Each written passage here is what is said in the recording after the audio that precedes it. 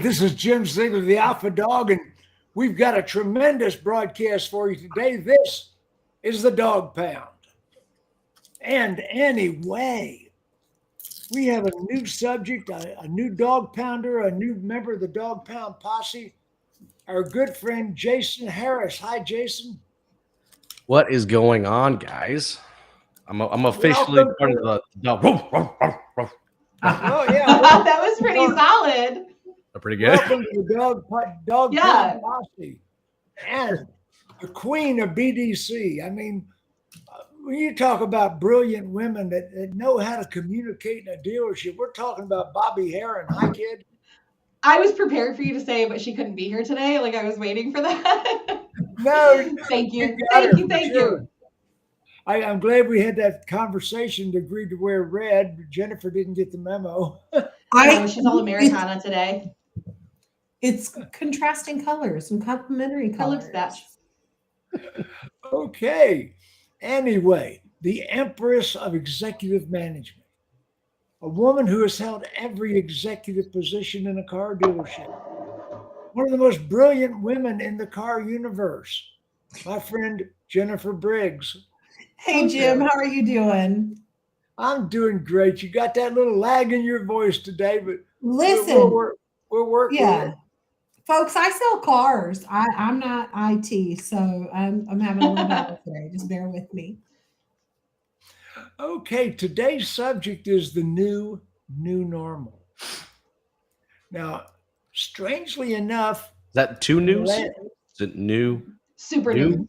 New AF. the new normal.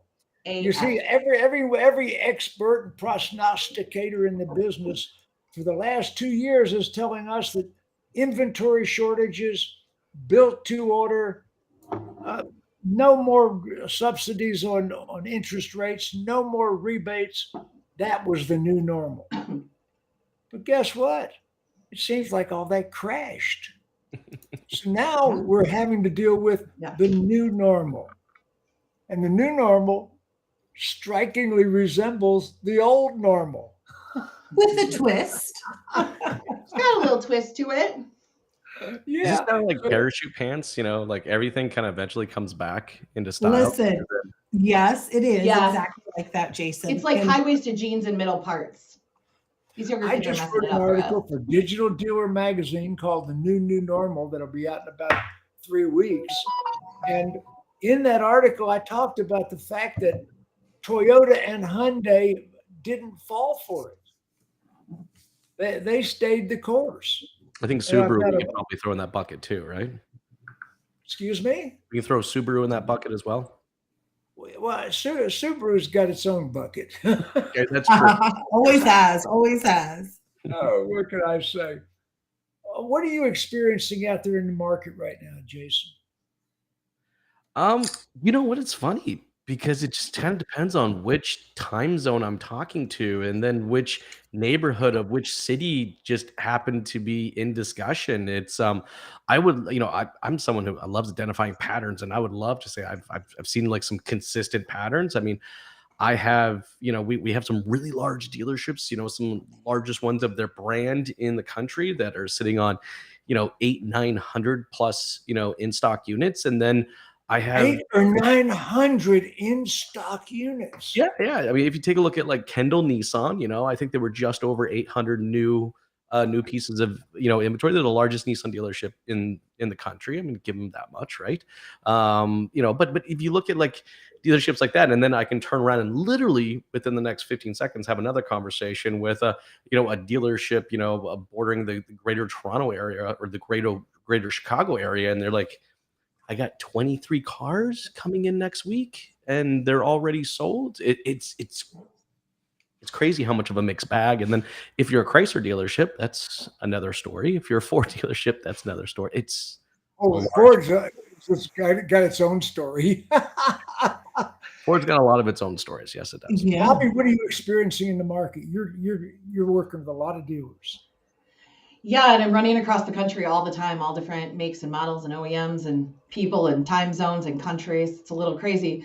It's pretty much what Jason said, though. I mean, I have dealers that have solid inventory and I have dealers that don't. I mean, Before we were operating on a 30 to 90 day turn, depending on what we were looking at. And we're kind of in the same position now. We're losing what I think has changed the most and has the biggest effect is that there was a time when we used to stock inventory for our dealership based on what customers were looking for and not just what we sold.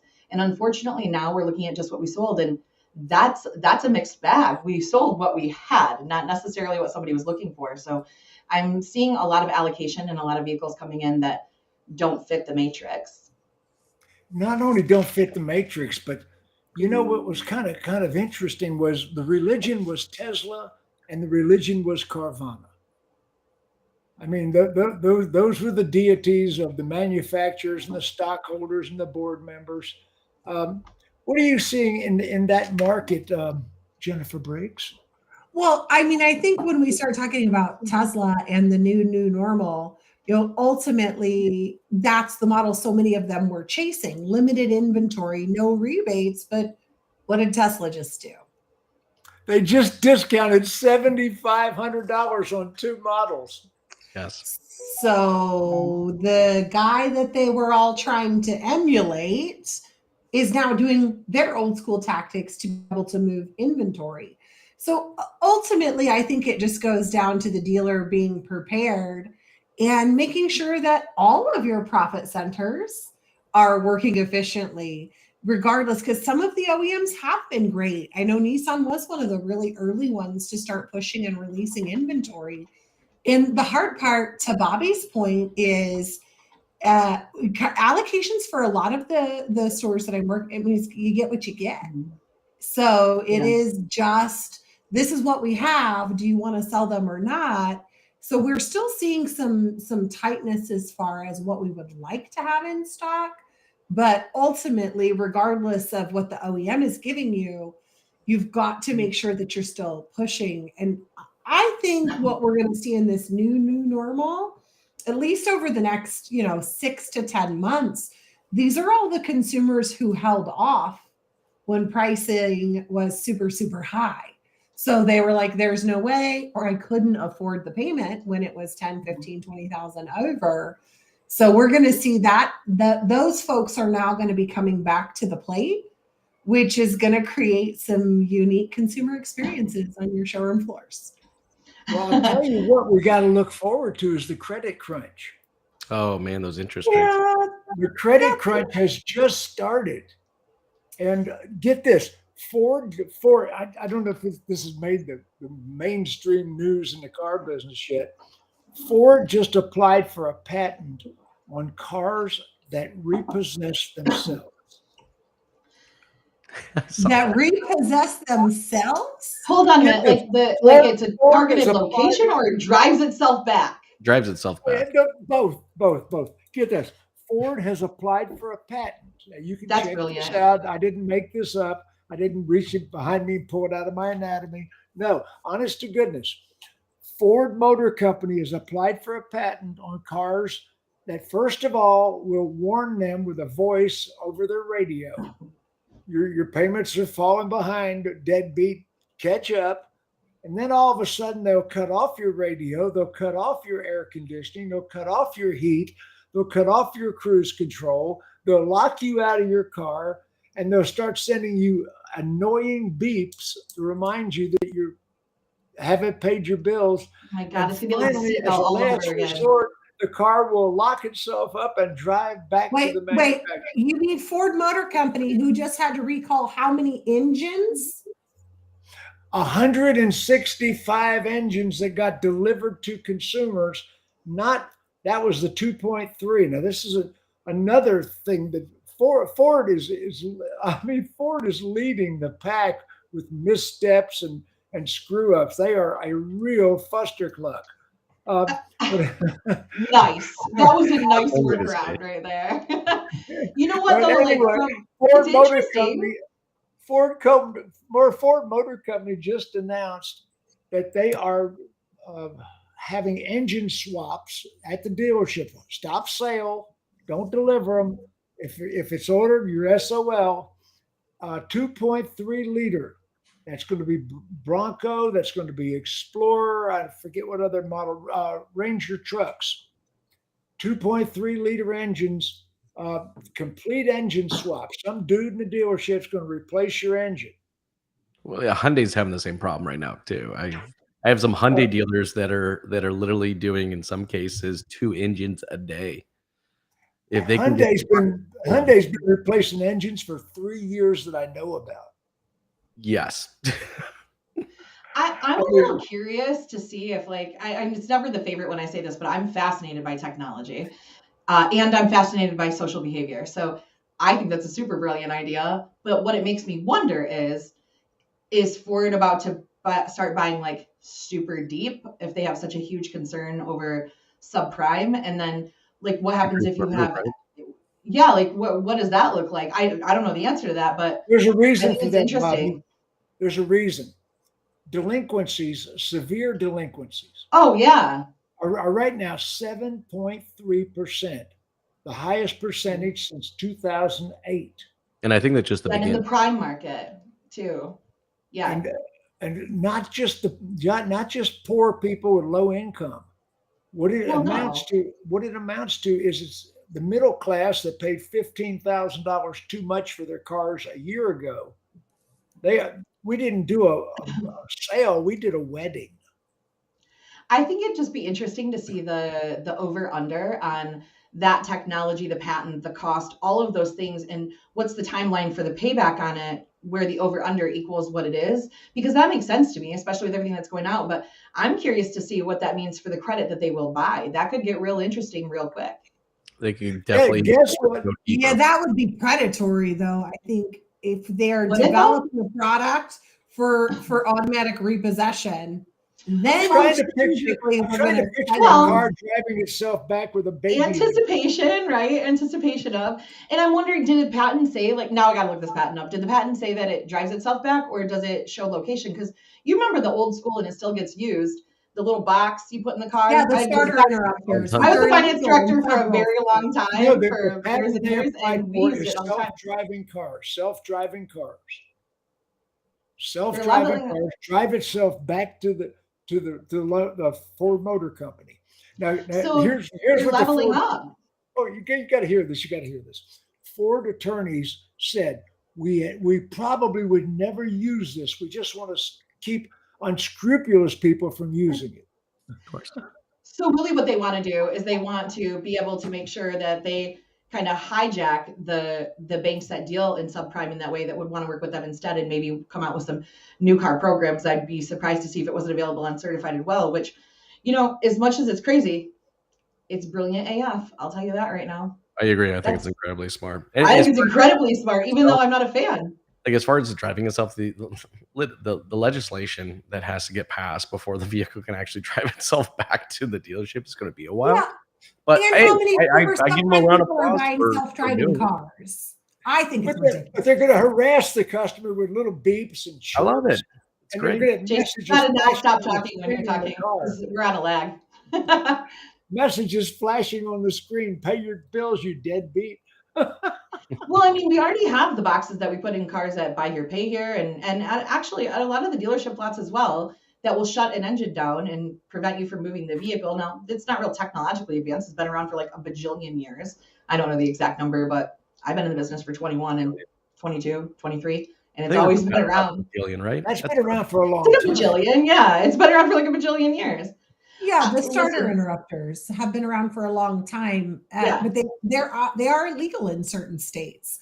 So I think that definitely, from a regulatory standpoint, not just from a good business practice standpoint, that's incredibly complex. And it seems like something would be a very small subsegment of concern for Ford to be investing so much R&D time on. Well, they just patented it. I mean, that article's out there. And here's another story for you, Jen. Missed opportunity. Last week, American Auto Center closed 40 subprime stores. That was second to drive time in the subprime used car market. And Westlake Financial picked up all the paper. Yeah. Wow. That makes sense. Subprime is crashing hard. People are not paying it. the credit segment is with the recession looming. This is the first segment to go. What do you think, Jason? Oh no, 100%. I mean, how many people out there are driving $90,000 Honda Pilots? There's a lot. There's a lot more than you would think, right? It's supposed to be a 60,000. That was a great program, though. I know exactly. That was crazy good. I would have bought everyone I could get my hands on and sold those suckers myself.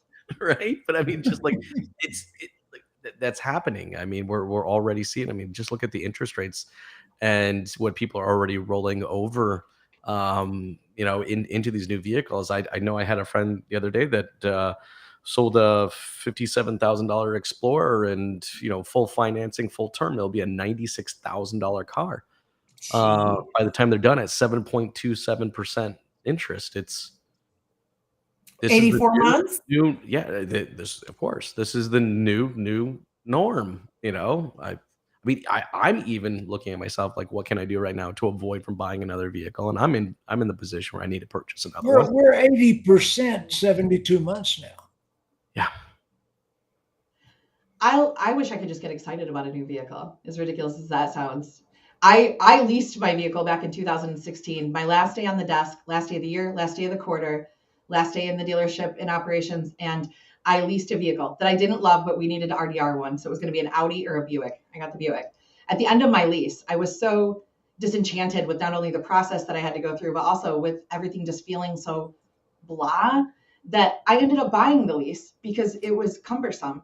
And then it's got 170,000 miles on it, and it's my daily driver. And because I just, 6 months ago, I had a 0% offer, and I was like, you know what? Time to buy a new car. I spent one whole month doing research, and I went, not yet. Can't get excited. I wish I could. Okay, Frank Robinson said in the Northeast, our 90-day average of approvals is currently 7.9%. 7.49? Yeah. Wow. Well, some of that has to do with credit, obviously, and with delinquencies, but a lot of it also has to do with the hike in interest rates for mortgages, for auto loans. There is something to say about that. I would be curious to know what the variable is there. Like if it was 2%, I'm throwing out hypotheticals here. If it was 2% for the last, 6 months, and the average was 5%, and now it's 4%, and the average is 7.49, I'd be interested to see what the difference is in it. We can go to autorate.com. Bankrate.com has all their stats. Yeah.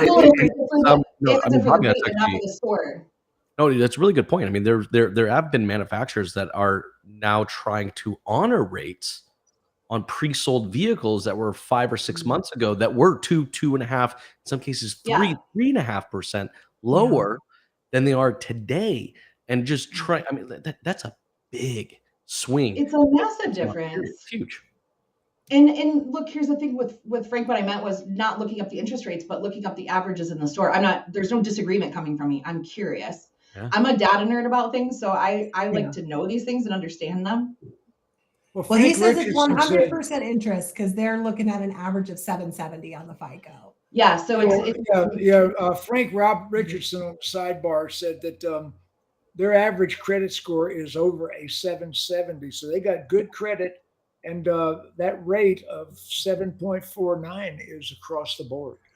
Well, you got to think about it from not only nationally with interest rates, but from a depreciating asset, where the market values are so volatile for these units right now. The bank has got to be able to hedge some of that profitability. So in addition to just Fed rate hikes, when we look at what we are actually financing right now and what it's going to look like, it just makes me think about the lease bubbles back the last time we went through this great recession, where we were overstating all of those residuals. I think especially when we're talking about the captive lenders, I'm really surprised, Jason, that there are some still trying to honor that.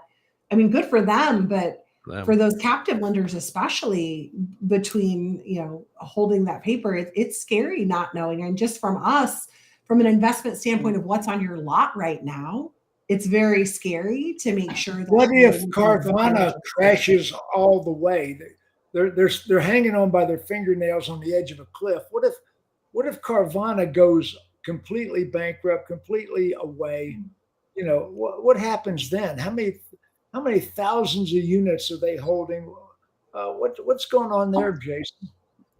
Oh gosh, if they went totally belly up, Mm-hmm. I mean that would definitely flood the market with some newfound inventory at a pretty reasonable price. I mean everything would go to auction pretty quick right now. You know, Might be why they bought an auction. yeah, I was going to say maybe there's like some preparation work in there of, now we're no longer going to be retail. We're just going to be wholesale. And I mean, it'd be kind of a clean way to clear off the books, to be totally honest with you. Let's just start putting You it. know what I found out this week that I didn't know, and I get that Cliff knew it. Cliff Banks knew it. Everybody but me seems to know it. Did you know that Mike Maroney, the former CEO of AutoNation, was a board director and original investor in Carvana? Wouldn't surprise me. Did you know that? Did you know that, Bobbie? You did know that. Yeah, but I only knew it because we had a guest on the show one time, and when we were chatting afterwards, they mentioned it. I did not know it prior to that. I had no idea that Mike Maroney was an original investor and a board director of Carvana, one of 5. So he was actually betting against the rest of us. Yeah. Or hedging. I mean, as usual with my unpopular opinions, there were a lot of, Carvana did some stuff right and they did a whole bunch of stuff wrong, and we do a whole bunch of stuff right and a whole bunch of stuff wrong. There is a blend between those two, between our industry and what a customer is asking for that we don't give, that could be magical. And I think that's what they were trying to find. I will say, for whatever it's worth, just like Ford with this patent, they were brilliant to buy an auction because they're going to need it. So, I mean, they need it a little bit now. Well, during the pandemic, they had an edge because people had no other choice. We were locked in. I mean, and, when Tesla was the only choice, I mean, when Tesla had the EV market sewed up, built to order was the only way to go. But now all of a sudden, that EV market has leveled out. Everybody's got them, and even Ford, if they keep the engine fires and recalls down, they got a pretty good product. Well, hence why Tesla now has a rebate. Oh, there's a few other reasons too. I mean, there's the loss of a lot of the state and federal rebates, and then there was a actually price hike during COVID. So they actually did do a price adjustment during COVID. So when I saw the $7,500, to me, it was actually just more of a leveling out from what they did during COVID, and they jacked the prices up by about 4,500 or 5,500, depending on the unit. So I don't know if it was necessarily. I think it was more of just like a market correction. So it's only a $3,000 rebate is what you're saying. Yeah. I mean, look, there was loss in other potential programs and other rebates out there. And then of course, they did take advantage of an opportunity during COVID, and they had a market adjustment then. Now I kind of feel like this is just more of like, let's just kind of get it back to normal again. But man, feel bad for all the people though that purchased them or put their orders in. But then again, it was higher, but now your interest rates are also higher, so it's offset. Going back, Jim, to what we were talking a little bit about interest rates, is I had somebody ask me, go, hey, Jason, when was the last time you did a balloon? I'm like, I don't know. A balloon.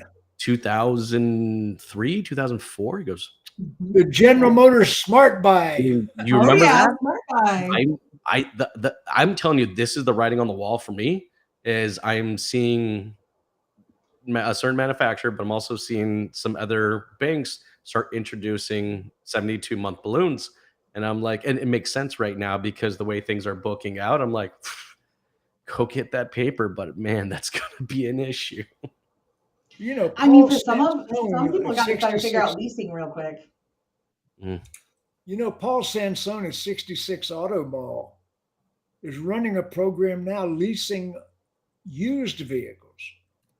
And even in the subprime market, and he's holding that paper himself, or his company is holding that paper. I don't know exactly how they're doing it, but it's quite interesting. Yeah, well, he's been doing it for five years at his own store, but and I sat with him at NADA.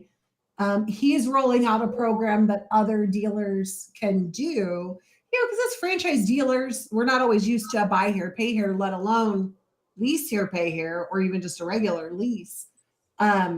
But he does have a bank partner that if you don't want to hold your own paper, they'll hold the paper, and it still pencils profitably.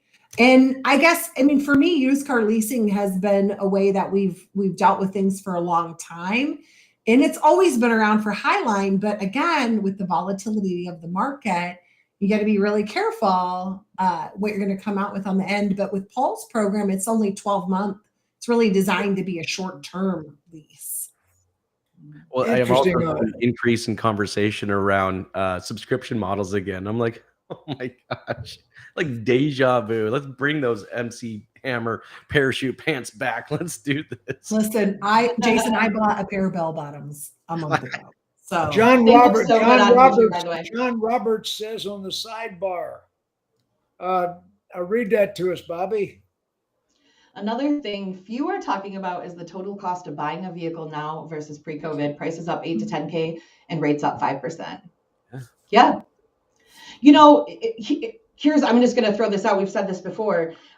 All through the pandemic, all through COVID, I have counseled my clients that I do operations management with, and we've talked about on the show that it's going to feel really good when you're making 8, 9, 10 grand a copy right now until you've buried your entire market, not accrued properly in your accounting system to fix it.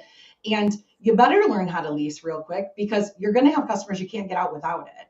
And you're going to have. I'm surprised the manufacturers haven't come out with subsidized leases. I mean, I'm seeing everything else. Oh, you're seeing their CPO programs. Like Land Rover's got a lease CPO program. So, I mean, you are seeing some already start to make moves like that. Yeah, I'm a huge fan of leasing. I mean, not just for myself, but I grew up in automotive in Michigan, which is a heavily lease penetrated market. I mean, I worked for Cadillac and Hummer as a finance director for a long time for Sonic Automotive, and we were over 75% lease penetration. So to me, selling a lease is way easier than just closing a car deal, and it's more profitable to the dealership. So I'm always amazed by when I travel somewhere and it's not common and they say things like, well, we just don't have that great of residuals, where often that might be the case, but you're going to need to get good at it. Well, Jim Fitzpatrick on the sidebar, average price of a new car pushing $49,000. $49,000. That's for a Honda Civic. Yeah. I bought my first Lincoln Town car for $20,000. I guess it was a 1986 Lincoln Town car. It was $20,000. I thought that was the end of the world. That was I keep cars for a long time. I keep cars for a long time, and I'm a high mileage driver, so sticking with the lease options usually works best for me. That's why I'm not really looking at pre-owned cars. But real quick, I don't want to segue back too far, but I did want to see if anybody else saw the article that came out about Carvana today. It's the CEO's dad. I think his name is Ernest something. I'm not great with names. He's the guy who got in trouble at the beginning of the pandemic for buying all those shares. Like the stockholders sued him, I believe, when it happened. And today or yesterday, he sold out his shares in anticipation, or a percentage of them. I don't have all the facts in my brain. Who sold it out? The dad of the CEO. And he made like Ernie Garcia Sr. billion. Yeah, he made like $3.6 billion. It was in the Wall Street Journal this morning. Yeah, well, he's I'm trying to remember which one, the son or the dad's the convicted felon. I think it's the dad. I was going to say, from the sounds of what Bobbie just shared, I'm guessing it's the dad. It's the dad. Yeah. Well, when you say he's a convicted felon, he was part of that Charles Keating scandal of the late 80s, 90s.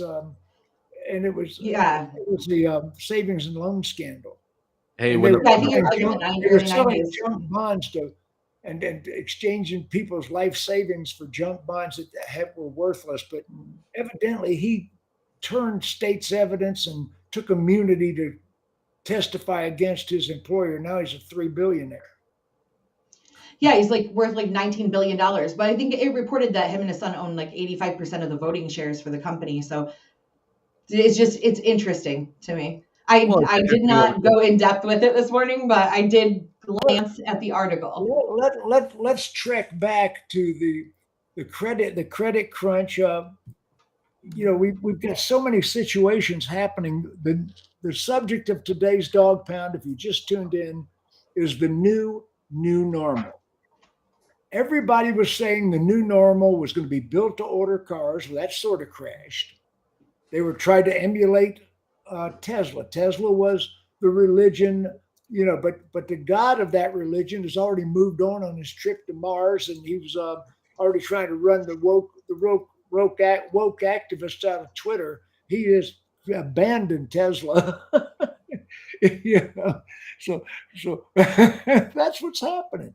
So anyway, built to order didn't work, and let's face it, Farley at Ford, General Motors on a lesser degree, were chasing that built to order dream, and guess what? We got inventory on all the lots right now. I mean, it's incredible. What are you seeing in the marketplace, Jennifer? I know you're out there a lot. What are you seeing? Well, I mean, so inventory definitely is coming back. This is just going to go back to what I say all the time. These OEMs are completely and totally ignoring how American consumers like to purchase their product. And it never bodes well for a business who ignores consumer demands and consumer trends, because ultimately, for capitalism to work the right way, right? The buyer has the say and the power there. Most people cannot wait for a custom order. Not that I ever, with Ford, of course, really holding and locking everyone's hands on that for a long time. But even the Ford stores, I mean, it is, it's back to business as usual with a whole new set of variables. And I think not just that, Jennifer, not just that, but dealers are negotiating again.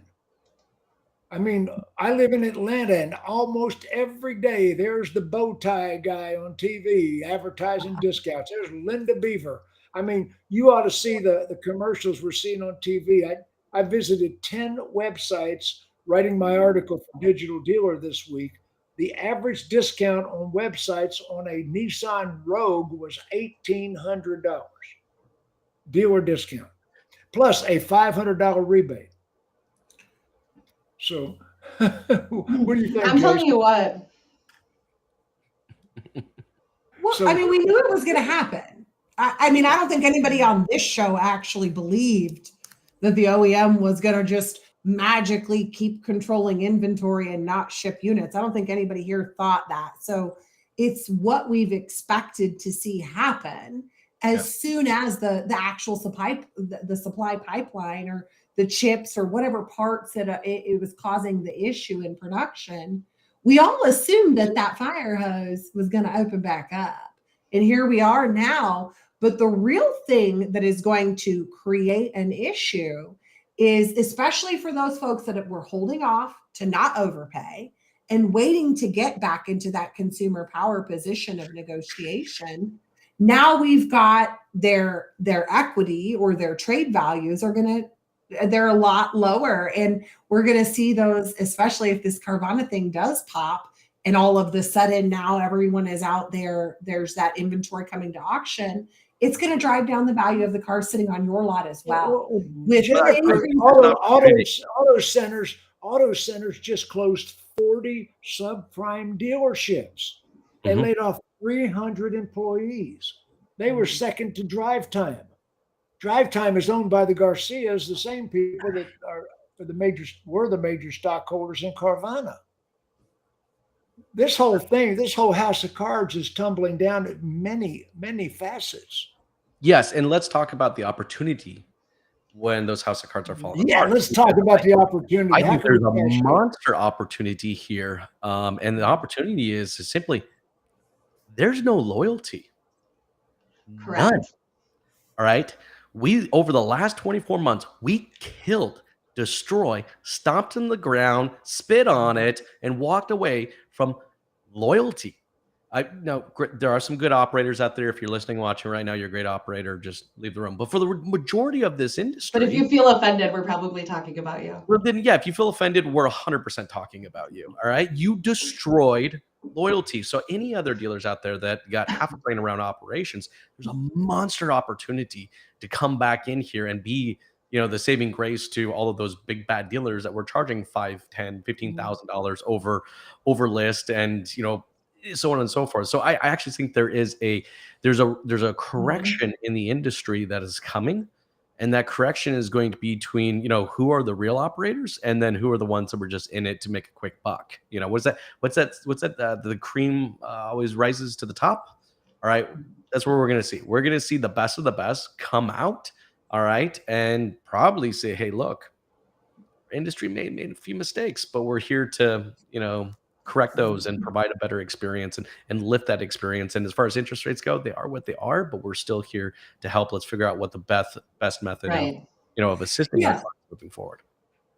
But to Jim's point that Jim just put, Jim Fitzpatrick's point that's at the bottom here, yes, interest rates are what they are, but if you are in your units, and we're not talking about new cars because you can't control what you're in those units for, but if you are, and it is, Jim Fitzpatrick, to address that, I have struggled so often, even before the pandemic, with people not running their used car departments like they should be running their used car departments.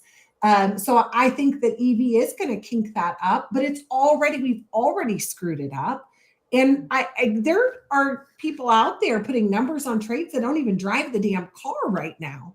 And so when you're talking about how skinny things are going to get to be able to get an approval for some of these consumers, and you're not into your assets in an aggressive way that will allow you to get approvals for people, that's where we're really going to see the crunch. That's what I think. And another trend I'm seeing, all of a sudden, a lot of dealers have abandoned one price. I wish Max was on this show. They did.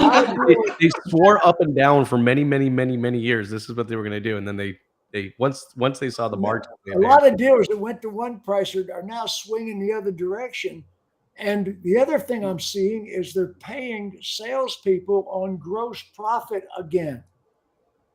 The pay plans were all tending to be toward unit volume, and now all of a sudden, a lot of dealers are going back to paying a percentage of the gross profit on the deals, and they've reverted back to negotiating. I was swinging the other way. Now I'm going to have to swing back the other direction. Well, I think both models are slightly incorrect, but that's me. Yeah. What I think is going to be a great. Here's one of the things I think is going to be a great opportunity, and any dealer that hears this and actually utilizes it will do fantastic, because new car prices are going to drop with all these rebates and stuff that are happening, and inventory is going to continue to come back. Who knows, third, fourth quarter of this year, all the stats are different, but the dealer who knows the LTV on every car in their inventory, who has everything pre-booked out and is either using a system or a process in place inside of their store to quickly get somebody approved, is who's going to win. Because look, people are going to buy cars. They're going to buy them at a reduced rate. And those of us who need them are going to pay the higher rate, knowing we can refi it in 6 months because our credit will allow it. Or we're going to go to our credit union, and you're not going to be able to compete to get the 150% LTV that you're going to need, that nobody will give you right now. But by demand, and in a new normal, the industry will have no choice but to offer something crazy like that. It's how it always works. That's why they'll go to balloons. Right. So if you don't know your inventory, if right now I came to you and said, I have a 780 experience score, and for some reason my trans is at 620, and you don't know which bank will buy that when requested, you're failing. If I came to you and I said I need 132% out the door before back end, and I'm going to pop in 2,300 on a warranty or on gap, and you're going to approve it, if you don't know which bank will do that and you're shotgunning things, you're going to lose. Because I can bet you that the banks, the credit unions especially, who know what they have to do to succeed in their loan department, are going to be on top of it. And it's such a simple thing to do that you should already be doing, that now would be a great time to get a process in place to be prepared for that. The only thing that happens is that you win from it anyway. Well, it's going to come down to people, right?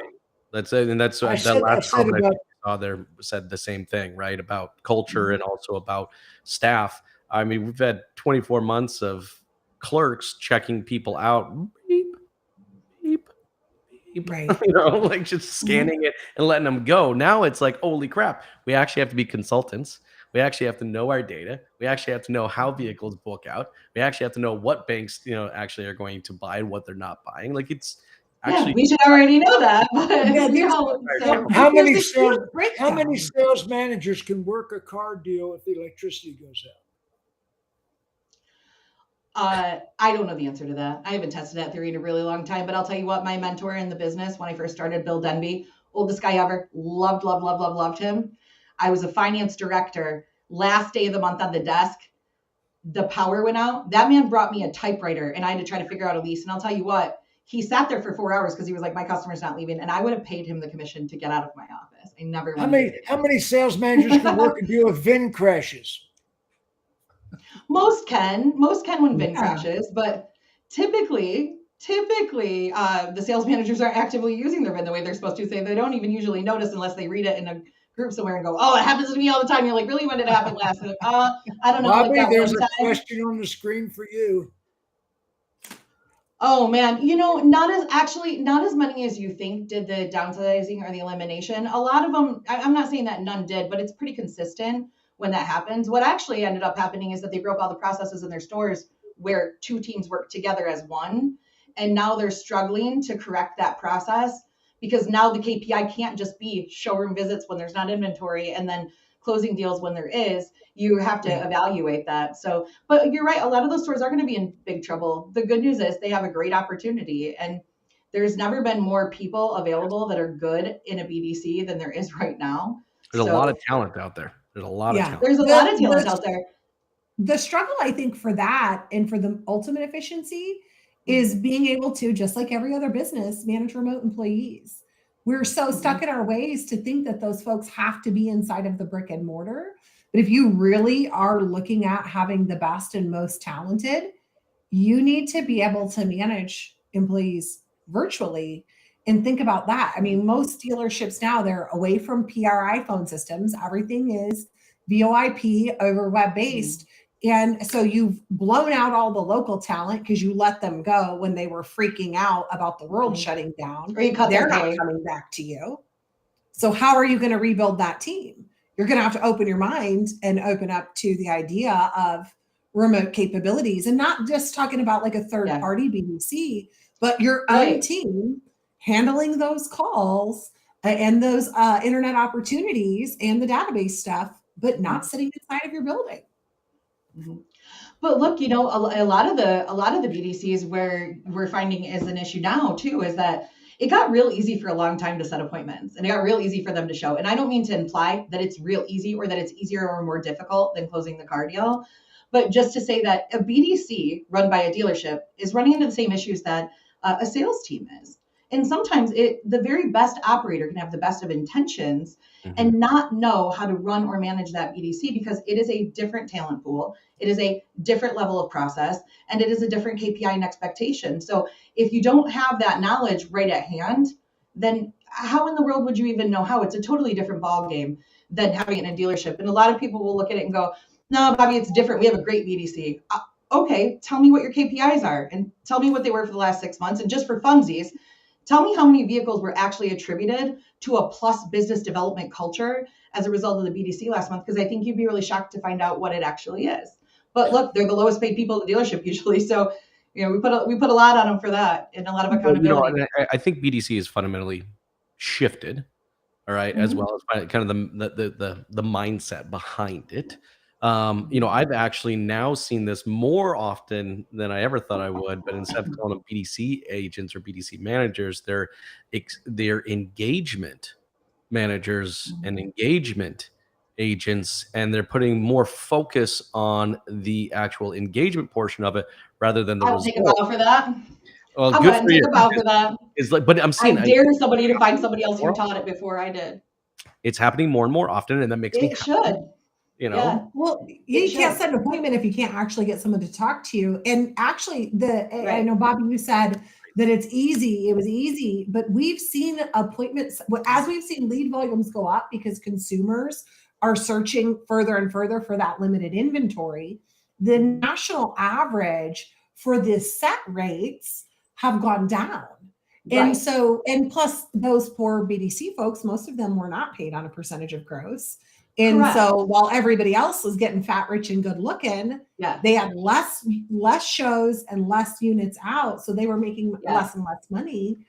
And I think that did cause, not even if the dealers got rid of the department, but it caused a lot of friction for those types of employees. So I'm super glad that you said that. The new normal is what? What is the new normal? Well, let me throw something in just real quick because I want to clarify something, because Jennifer has a perfect point. When I say it got easier, remember, I'm talking about the dealer perspective on it, where they go, oh, they had more people come in and it had a higher closing ratio, which isn't reality. That's actually the shown not how right. That's actually not how we would KPI that at all. But, you know, got to keep it in mind. But the new normal is the ability to quickly move with your market. Yes. It's going to have to be. Well, and I know I saw a lot of comments in the feed around pay structures, and I think there's a new normal to pay structures. And you know, we've used pay structures in the sense of discipline, which is insanely stupid, right? Like, well, pay plan's a job description too. How you're paid. It does change the job description. Kind of like we were talking about, BDC is now more about engagement. Jennifer, you're 100% right. I think some of the most proactive dealers out there are not looking at how many leads they got, but how many conversations are well, they the BDC, Jason, the BDC, you pay a minimum wage and slide some pizza under the door. Which, like, you know what? I love it when he says this, because, and I won't go on a BDC rant, but I do just want to say this. You take, as a dealer, it blows my mind, because I know so many smart operators, and I go, hold on, you took 90% of your advertising budget, 30, 40, 50, 60, $70,000. And you put all the opportunities that came from this brilliant marketing that you paid so much for in the hands of somebody that you think is worth a minimum wage in a pizza. Just like, I don't know, let that sink in for a minute. Minimum wage and a free pizza. Let that sink in for a minute, because I'll tell you what, if it came down to a sales manager or a BDC manager, depending on the skill level and the talent, we'd be having a real rough conversation about who had to go. So it's a real thing, but also the engagement is important, because there's, just like with the salespeople, whether you're BDC, hybrid, or salespeople in this new normal, and what should have already been happening is, there is a difference between a customer you had a conversation with and a customer that you didn't. And those KPIs for results are not the same. But the only difference is they say things like, oh, Jason, I'm glad you're here with me, because I know how to get Bobbie wound up. I do. I get wound up about it. But you know what it is? It's not even that. I don't even get wound up over the BDC about it. I get wound up over the fact that John, who you're 100% right, might not be able to put groceries on the table if this isn't done right. And Bobbie, that I watched dealers change pay plans through this whole thing for salespeople and BDC people, and they lost good people because they got greedy. And now those good people are somewhere else. Like, I mean, BDC, like for me, I paid my BDC incredibly well. They are literally the first impression that a customer is ever going to have of my business. All right. I don't want, you know, a minimum wage people in there. I want people that are actively trained to actually develop out and set the stage and foundation for what an experience is. Responsibility. But that goes back to our pay plans. See, our pay plans are in this industry are always designed to discipline people, not actually to build people up and empower them, right? So it's like, okay, you didn't do this, so you're only going to get this amount. You weren't able to achieve this, so you're really going to be at this tier. You know, all of it was around discipline. And I think our industry needs to have a fundamental mind shift around pay structures, that they're not designed to discipline someone. They should be designed to empower someone, and that the more empowerment that they take, the more money that they earn. But I wish people stop going to Bobbie, your fiance, Bobbie, your fiance's on the side here. Joel must be on here. I can't see him. Yeah, Joel's on there. Hey, Joel. Hi, Joel. It's interesting to me, because pay plans, I always think it's funny when people say things like, oh, they're working their pay plan. That's the point. Pay plans are designed to motivate people. And everybody who walks into a 20 group or into a Facebook group and goes, hey, what's your pay plan for this? Knock it off. Stop doing that. That is not how you motivate somebody on your team. And that is not necessarily the right way to do it, which is how you motivate them, why there's a struggle. Empower them. I'll give you an example of how I did it with my sales managers, and people thought I was absolutely crazy in doing this. I did not pay on the gross profit of any deal, all right? Because I honestly felt like as a dealer principal, that was my responsibility more than it was their responsibility. What I paid them on. What kind of dealer did you have? What kind of dealership? Mitsubishi dealership. Mitsubishi. You had Mitsubishi, okay. Yes, I mean, the gross profits were already pretty much predetermined by the manufacturer for me anyway. Yeah. So what was I going to do about them? But what I did is I paid them on how much they discounted. I empowered them by giving them control over something. And I said, look, guys, I'm willing to discount $40,000 this month. I'm just giving a hypothetical number, by the way. I don't give a crap if you give an entire vehicle away. You can literally write the whole bloody thing off. But that's all you got in that bucket. So now it was a shared collective effort. All right. It was like, what do they do with this bucket? And they discussed and they strategized among each other and they actually looked at different things. And if they had to sell a Mirage for $3,000 under, then they did it. But I empowered them to make that choice on their own, not me make the choice for them. And I looked at it as their collective effort, not just a singular For transaction. years, for many years, Jason, I consulted the Ed Bozarth organization. And Ed Bozarth was progressive. He would look and if we didn't lose money on a couple units a month, he was upset.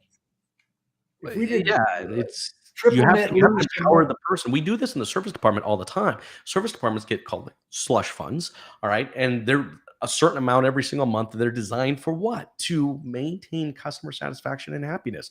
Hey, you know what? I understand the service may not have gone this way. Here's what I'm going to do. I'm going to go ahead and just take care of this one for you, and we'll next time it's going to be that much better. Jason, we got a lot of people.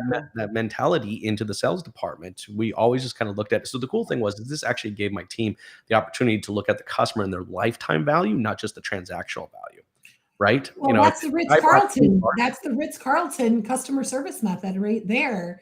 And it's just empowering. But Is that the new norm? Should be the new norm. That's how it should have been the whole time. That's probably true. Adaptability. But if you do it that way, we'll get the talent that we need to deal with this new norm, right? The fact that we're going to sit there and complain about how bad the talent is right now, but we're still have pay structures that don't attract anybody else to come. It's just Jim Fitzpatrick said something earlier. Yeah, he's on fire in the sidebar, by the way. He sure is. Good job, Jim. He said, what about all these people that we sold for $15,000 over coming back? Jim, we might have discussed that before you got on the broadcast because that's part of the credit crunch. The credit crunch is just not poor people that with low income and bad credit. It's middle income people that previously had good credit or victims of circumstance. We put them in this buried situation. They can't get out of it. And the cost of living has increased in the last 2 years, 14%. Your money is worth 14% less. Everything is a 14% adjustment right off the top. So we got middle-class people. Their money is worth 14% less than it was 2 years ago. They paid $15,000 too much for a car. And we have created the credit market. The credit market is here.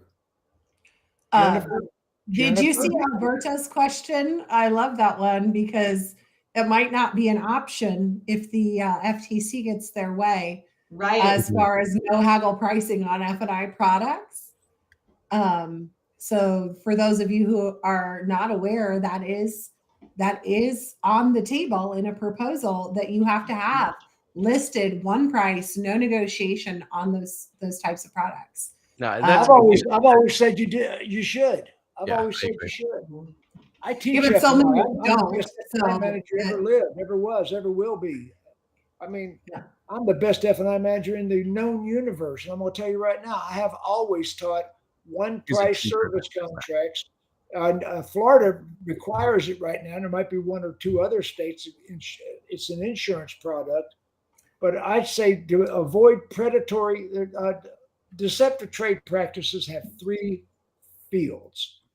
Deceptive trade practices is prejudicial, predatory, and predatory is the big one, charging way too much for somebody because of their personal circumstances.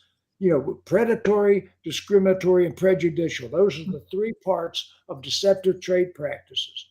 And to avoid deceptive trade practices, I always started service contracts and things that are negotiable off at a set price for everybody. Now, I did negotiate downward, but never up. You follow what I'm saying? So hopefully, Alberto, that answered your question. And I'm so sorry, Jim. I was just laughing at Fitzpatrick's comment that all he needs is gap and a match. He can fix it. A gap and some accelerant and a match. Oh, goodness. Oh my gosh. Gap was a bad investment the last couple of years. I'm gonna have to worry about that. Oh my gosh. Well, anyway, this has been one heck of a broadcast. The new normal. Bobbie, in 2 minutes, and I know that's difficult for you, but try It is. 2 minutes. Tell me the new normal. I'm going to go ahead and represent Max while he's not here and say adapt or die is the new normal. Oh, you're going to take Max's 2 minutes. Okay. I am. Yeah. With your permission, I would just throw something else out here too. I think part of the new normal is that we have to start looking at different skill sets for positions that we previously filled in a different way. I'm not saying a sales manager is obsolete or anything like that, but what I am saying is, like, I'm recruiting currently right now for a dealership that is looking for a sales manager that has to have a BDC background or be a BDC manager now. That is the role, that is the rule, because that communication level has to have been taught and lead handling has to be taught in the store, things like that. And I think we're going to start to really see a crossover in positions where internet managers are GSMs and BDC managers become sales managers or vice versa. And it should have been that way for a long time.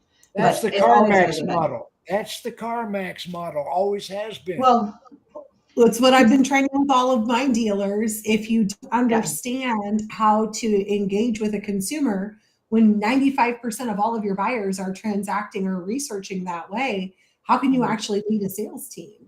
And I think just the new normal, and I think that one of the things that I've been most shocked to find, because my metric standards, even with the changes, I don't like to perform average. And some of the average numbers that have been shared over this last 2 years, an average of only 25% of your internet leads are engaging with the dealerships. That's disgusting, in my opinion.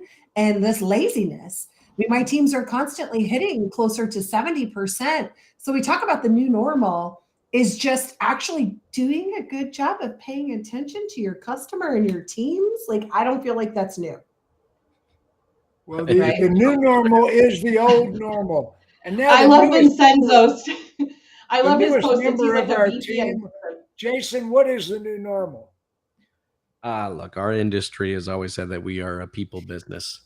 Yet the actual dollar amount on P&L statements for people, I'm going to tell you right now, because I've consulted with hundreds and hundreds of dealerships, it doesn't really line up with what that statement is. And this is a people business. All right. And I think people that really kind of understand that the investment that we make in our people is a direct directly affects our operations. It directly affects the experience. And, you know, for you to go out there and I think to hire subpar people, you will get subpar. Wait a second, Jason, I have said for many years, and I just said it in that article I wrote for Digital Dealer, get rid of bad people. Yes, and be quick about it. And I think back to Bobbie's point is really take a look at the job descriptions. And here's the way I approach job descriptions is how does a job description serve customer? Not you as a business, but how's that job description serve the customer? We have a tendency in our industry to write job descriptions for our business, what the business needs. But I'll tell you right now, when we put our clients first and we write job descriptions with the intent of serving them, we're the ones that always actually end up winning. So like I said, I think we need to take that statement of we are a people business and actually mean it. Right. Jim, you're awesome. Jim Fitzpatrick is winning today. It's we had more fun today on this broadcast. You know, it's amazing. I was looking at getting some dealers on that are buying a bunch of dealerships, but they were too busy to come on. So without Max and April, I said, hey, let's just get this group together. And I wrote that article. I just turned it into the publisher today. The new normal. My article about 3, 4, 5 weeks out till they publish it in digital dealer. And I'm thinking, I looked at all the things, Ford Motor Company struggling with recalls and stop sale orders and engine replacements. And by the way, Ford Motor Company is not the only people replacing engines. Honda CRV, engine problems. Hyundai, engine problems. A lot of people have taken their eye off the ball, replacing engines, stop sale orders, Right. engine fires on the new EVs. Quit it. Good time to be in the Okay. business. Okay, everybody. We could go on and on and on, but you know what? We've burned an hour. Everybody wave goodbye to the Yeah. audience. Bye, That went Fitzpatrick. fast.